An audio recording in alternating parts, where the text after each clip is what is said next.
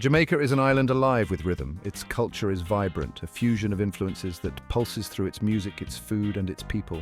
The landscapes are breathtaking, from lush rainforests to turquoise coastlines. Jamaica's history runs deep, a tapestry woven with tales of colonization, resilience, and the ongoing pursuit of identity. But beneath the surface of this captivating island lies another story, one whispered rather than proclaimed. It is the story of Freemasonry in Jamaica.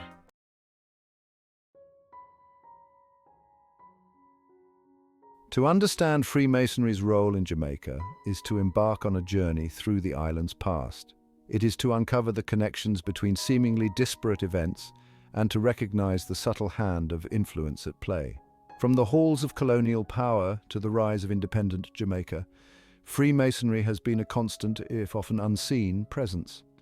This exploration is not about exposing conspiracies or perpetuating myths. It is about shedding light on an organization that has long operated in the shadows. By tracing its origins, its evolution, and its impact, we can begin to understand the true extent of Freemasonry's hidden influence in Jamaica.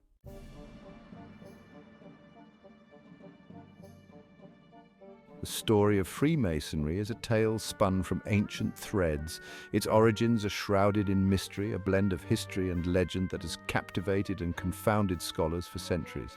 Some trace its roots back to the builders of ancient civilizations, the skilled stonemasons who erected towering monuments and intricate cathedrals. Others point to medieval guilds where craftsmen gathered in secret to protect their trade and share their knowledge.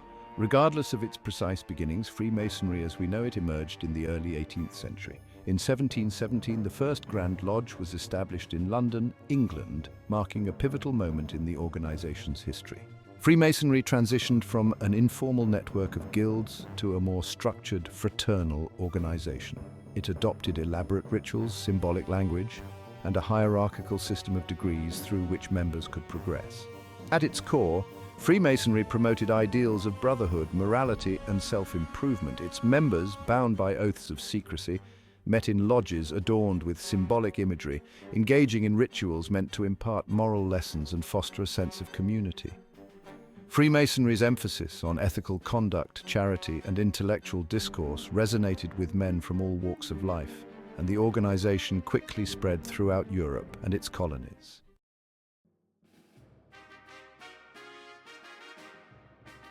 As the British Empire expanded its reach across the globe, so too did Freemasonry. The organization's association with British colonialism is undeniable. Freemasonry often followed the footsteps of explorers, merchants, and soldiers, taking root in new lands and shaping the social and political landscapes of colonized territories. Jamaica, a jewel in the crown of the British Empire, was no exception. Freemasonry's arrival on the island's shores marked the beginning of its enduring influence in Jamaican society.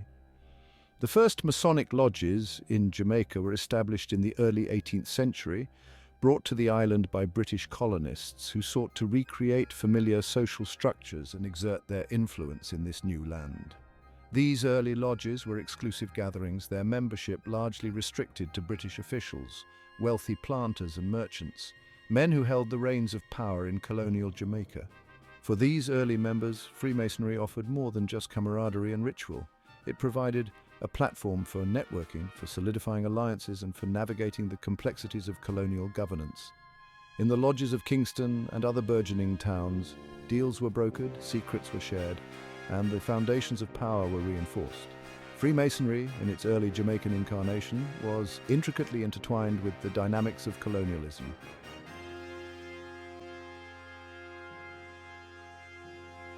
The year 1739 marked a pivotal moment in the history of Freemasonry in Jamaica. It was in this year that the first lodge of Jamaica was established in Kingston, the island's bustling capital. This lodge, operating under the auspices of the United Grand Lodge of England, solidified Freemasonry's presence on the island and set the stage for its expansion in the decades that followed. The first lodge of Jamaica quickly became a hub for the colonial elite. Its membership roster read like a who's who of Jamaican society, comprising British governors, high-ranking military officials, wealthy landowners, and influential merchants. Meetings were held in grand houses or purpose-built lodge buildings, often located in the heart of Kingston's commercial district. reflecting the status and influence of its members. The lodge's activities extended beyond ritualistic gatherings. Members engaged in charitable works, supporting local schools and hospitals and reinforcing their image as pillars of the community. However, beneath this veneer of philanthropy lay a more strategic purpose. Freemasonry for the colonial elite was a tool for maintaining their grip on power, for ensuring the smooth operation of the colonial machinery, and for perpetuating their dominance in Jamaican society.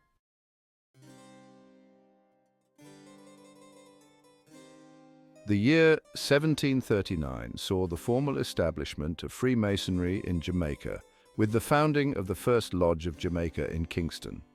This lodge, operating under the jurisdiction of the United Grand Lodge of England, marked a significant step in the organization's global expansion and its growing influence within the British Empire.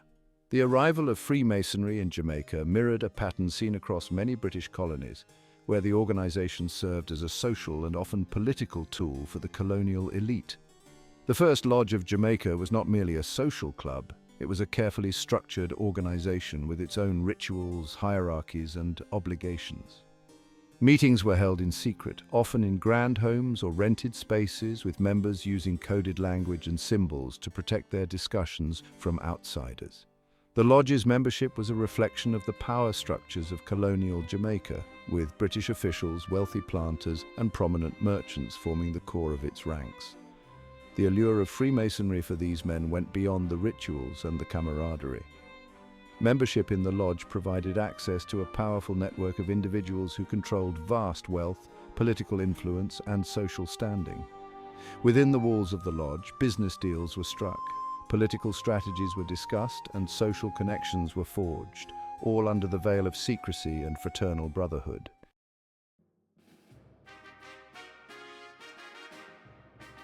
As the 18th century progressed, Freemasonry in Jamaica expanded beyond the confines of the First Lodge. New lodges, each with its own character and membership, began to emerge in different parts of the island. One such lodge, established in 1775, was the Albion Lodge. This lodge, named after an archaic term for England, quickly rose to prominence, becoming a powerful force within Jamaican society and a symbol of the intertwining of Freemasonry and colonial power. The Albion Lodge attracted a membership that was drawn from the highest echelons of Jamaican society. British governors, military leaders, wealthy plantation owners, and influential merchants all found a place within its ranks. The lodge's meetings were grand affairs, often held in opulent settings with members adhering to a strict code of conduct and decorum. The Albion Lodge, like other Masonic lodges of the era, played a multifaceted role in colonial Jamaica.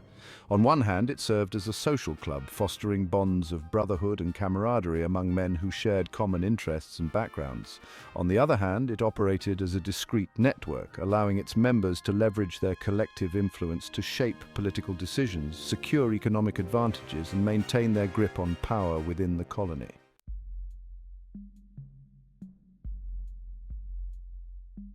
Beyond the square and compass, Freemasonry and colonial society. The influence of Freemasonry in colonial Jamaica extended far beyond the closed doors of its lodges. The organization's principles of morality, charity, and self-improvement resonated with many in a society grappling with the complexities of colonialism, slavery, and the pursuit of wealth and status. Masonic lodges, often through their charitable activities, became visible symbols of social responsibility and community involvement. Lodges regularly donated funds to support schools, hospitals, and orphanages, burnishing their public image and reinforcing their position within the social fabric of the island. The Masonic emphasis on education and self-improvement also found expression in the establishment of schools and libraries, often with the support of lodge members. These institutions, while not explicitly Masonic in their teachings, reflected the organization's commitment to intellectual growth and moral development. However, the intersection of Freemasonry and colonial society was not without its complexities. The exclusivity of lodges, often restricted to men of European descent, reinforced existing social hierarchies and racial divisions. The secrecy surrounding Masonic rituals and activities also fueled suspicion and mistrust among those excluded from its inner circle, leading to accusations of elitism and hidden agendas.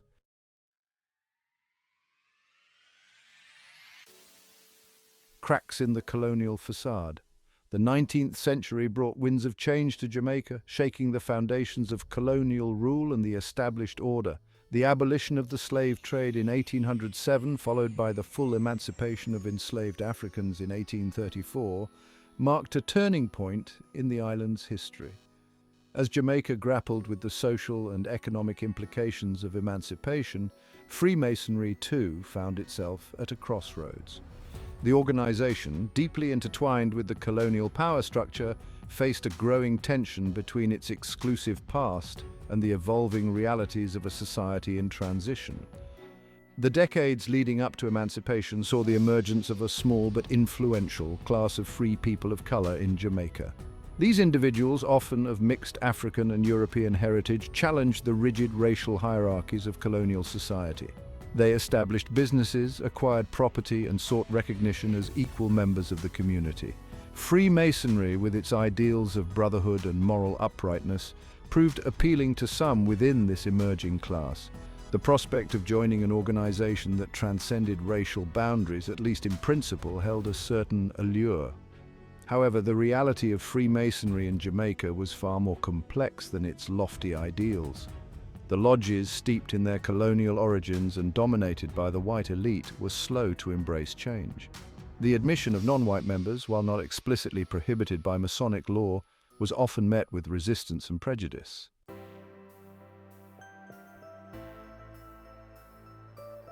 Emancipation and the quest for equality. The year 1838 marked the official end of the apprenticeship system that followed the abolition of slavery in Jamaica. The formerly enslaved population, now legally free, embarked on a new chapter in their history, one fraught with both opportunities and challenges. Freemasonry, with its emphasis on self-improvement, moral guidance, and social advancement, presented itself as a potential avenue for upward mobility and integration into the newly restructured society.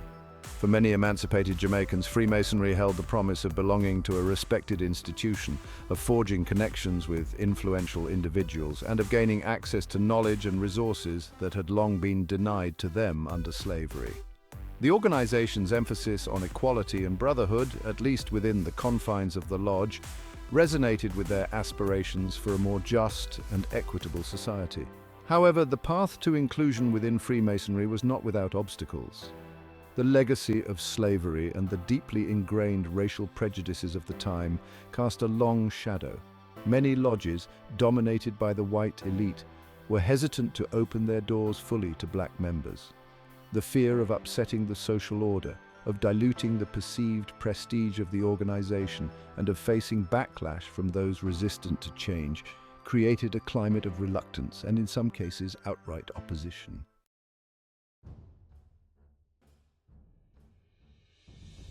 Section 3. A Mason for the People, George William Gordon.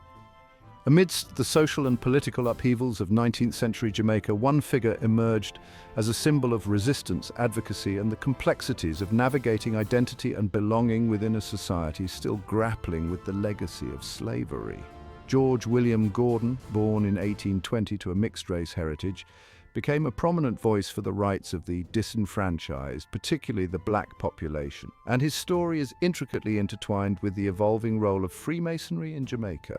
Gordon, a successful businessman and landowner, transcended the racial barriers of his time. He used his position and influence to advocate for social reform, land ownership rights for former slaves, and improved living conditions for the poor. His outspoken criticism of the colonial government and his unwavering support for the rights of the oppressed made him both a hero to many and a target of suspicion and hostility from the ruling elite. Gordon's involvement in Freemasonry added another layer of complexity to his story. As a member of the Lodge of St. Andrew, one of Jamaica's prominent lodges, he navigated a world that both embraced and contradicted his ideals. Within the lodge, he found common ground with men from different racial and social backgrounds, united by the principles of brotherhood and mutual support.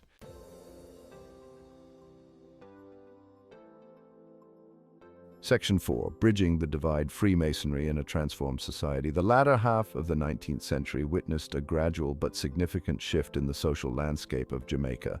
The demise of the plantation system, coupled with the growing economic and political influence of the black population, forced a re-evaluation of long-held power dynamics. Freemasonry, once a bastion of colonial exclusivity, found itself adapting to a society in flux, grappling with the need to bridge racial divides and redefine its role in a rapidly changing world. The increasing presence of black members within Masonic lodges, while initially met with resistance from some quarters, gradually became a reality. The principles of equality and brotherhood espoused within the lodge walls slowly began to seep into the organization's broader identity.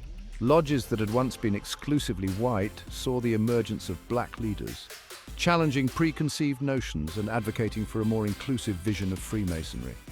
This period also witnessed the establishment of new lodges, some specifically formed by and for the black community.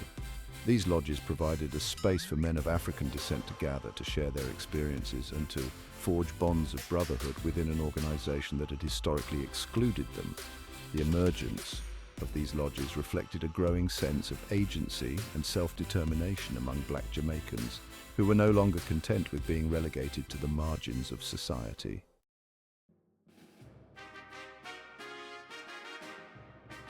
Section 1. A growing presence, Freemasonry in the late 19th century.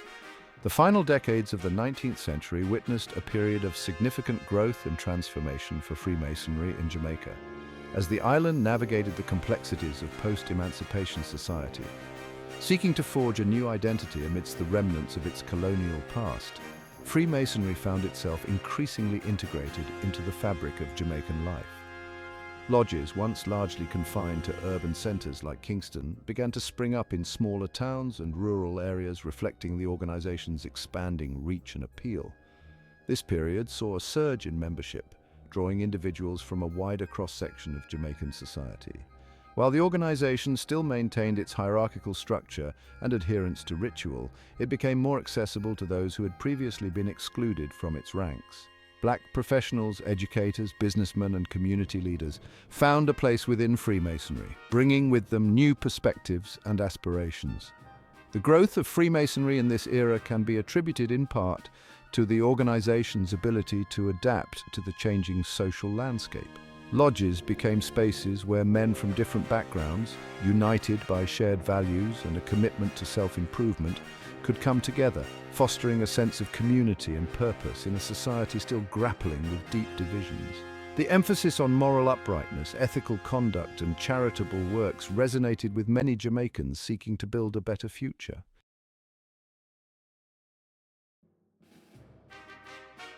Section 2.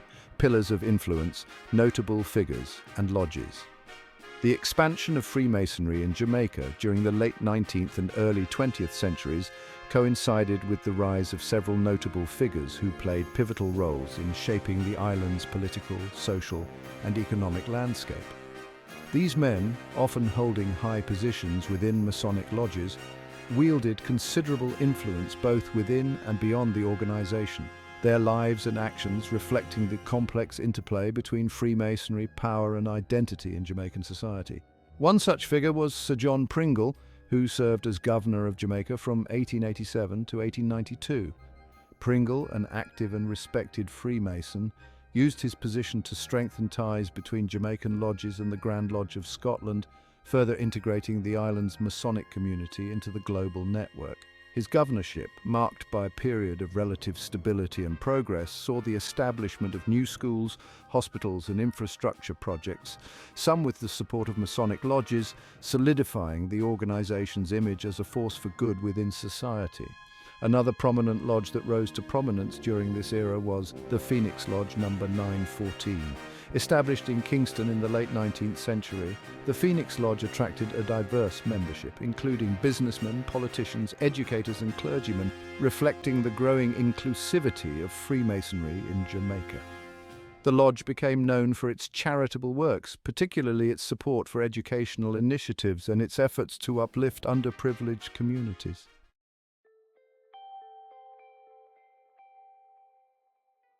Section 3. A legacy in stone and spirit. Freemasonry's enduring impact. The legacy of Freemasonry in Jamaica is etched not only in the stone of its grand lodges, but also in the very spirit of the island's social and cultural fabric. From its early days as an exclusive fraternity of colonial elites, the organization evolved to embrace a more inclusive membership, reflecting the changing demographics and aspirations of Jamaican society. This transformation, while gradual and not without its challenges, shaped Freemasonry's enduring impact on the island.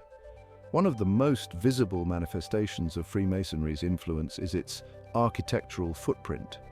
Grand Lodge buildings, often designed in ornate styles that reflected the organization's emphasis on symbolism and grandeur, stand as testaments to its historical presence. These buildings, often located in prominent positions within towns and cities, served as constant reminders of Freemasonry's place within the social hierarchy. Beyond its physical presence, Freemasonry left an indelible mark on Jamaican society through its emphasis on education, morality, and self-improvement. Many prominent educators, scholars, and intellectuals were active Freemasons. Their influence felt in the development of schools, libraries, and cultural institutions. The organization's commitment to these values resonated with a society striving for progress and enlightenment.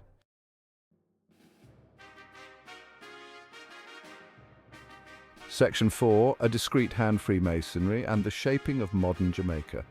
As Jamaica moved towards independence in the mid-20th century, Freemasonry continued to operate quietly behind the scenes, its influence often subtle but pervasive. Many of the key figures who shaped the island's political landscape in the decades leading up to and following independence were Freemasons, their allegiances to the organization and its principles shaping their worldviews and actions. While Freemasonry as an organization maintained its official stance of non-interference in politics, the shared experiences, values, and networks fostered within lodges undoubtedly influenced the decisions and relationships of its members. The discrete hand of Freemasonry, while difficult to quantify or prove definitively, likely played a role in shaping policy, forging alliances, and navigating the complexities of nation-building in a newly independent Jamaica. The influence of Freemasonry extended beyond the realm of politics. In the business world, Masonic connections often facilitated partnerships, investments, and the consolidation of our wealth and power. The shared values of trust, integrity, and mutual support fostered within lodges sometimes translated into tangible economic advantages for those within the Masonic network.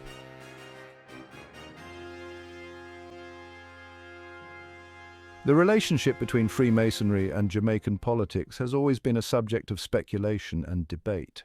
While the organization itself maintains a strict policy of non-political involvement, the individual members of lodges have often held positions of significant influence within the halls of government. This intersection of personal affiliation and political power has, at times, fueled accusations of undue influence and raised questions about the nature of Freemasonry's role in shaping Jamaican society. Throughout Jamaica's history, from the colonial era to the present day, it is undeniable that numerous prominent politicians, government officials, and leaders from various sectors have been Freemasons. While their Masonic membership does not inherently imply a direct influence on their political decisions, it is plausible that the shared values, networks, and experiences gained within lodges may have subtly shaped their perspectives and interactions. Critics of Freemasonry often point to this concentration of influence as evidence of a hidden agenda, suggesting that lodges serve as breeding grounds for elitism, favoritism, and the perpetuation of power structures that benefit a select few. They argue that the secrecy surrounding Masonic rituals and discussions fosters an environment of distrust and raises concerns about the potential for conflicts of interest between a member's Masonic obligations and their public duties.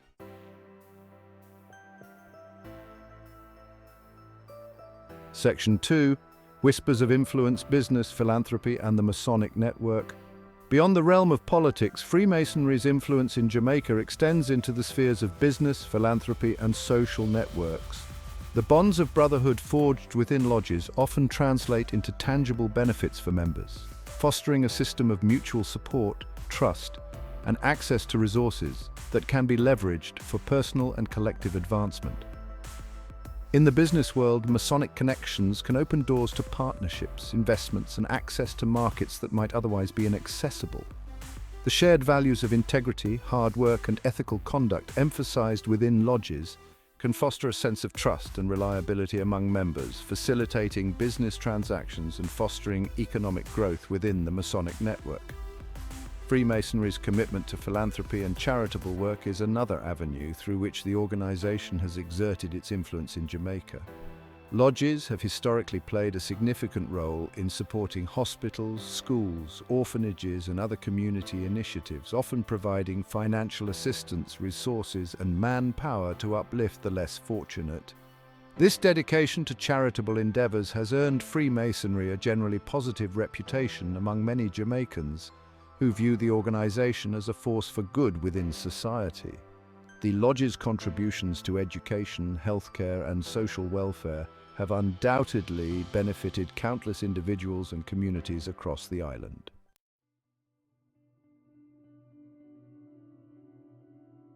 Section 3, a contested legacy, accusations, perceptions, and enduring mysteries.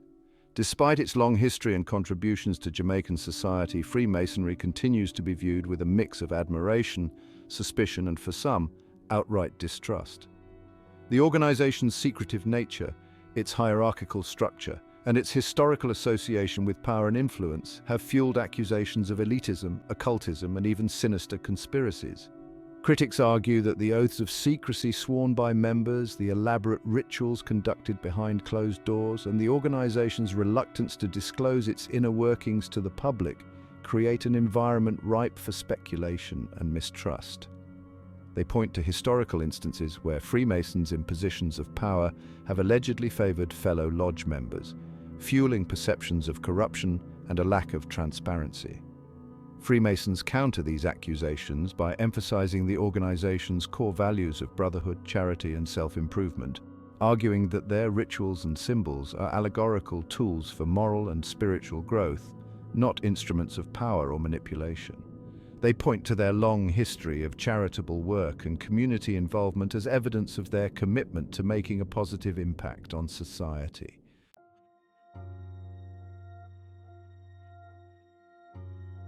Section 1. Echoes in the present. Today, the presence of Freemasonry in Jamaica is less overt than in its colonial heyday. The Grand Lodges, once bustling centers of social and political life, now stand as silent sentinels, their weathered facades whispering tales of a bygone era. The organization, once a dominant force in the island's power structures, has receded into a more discreet role, its influence felt less in the pronouncements of politicians and more in the quiet workings of tradition and social networks. Yet to dismiss Freemasonry as a relic of the past would be a mistake. The organization, though less visible, continues to operate within Jamaica, its lodges still drawing members from various walks of life.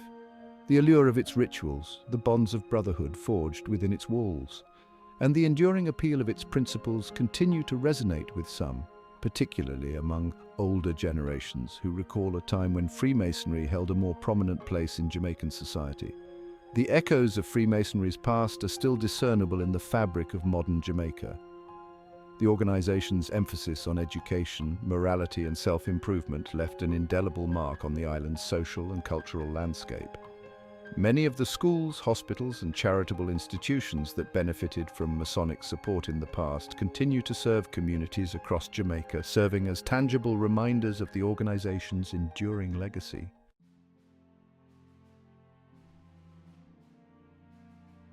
Section 2. An unfinished story.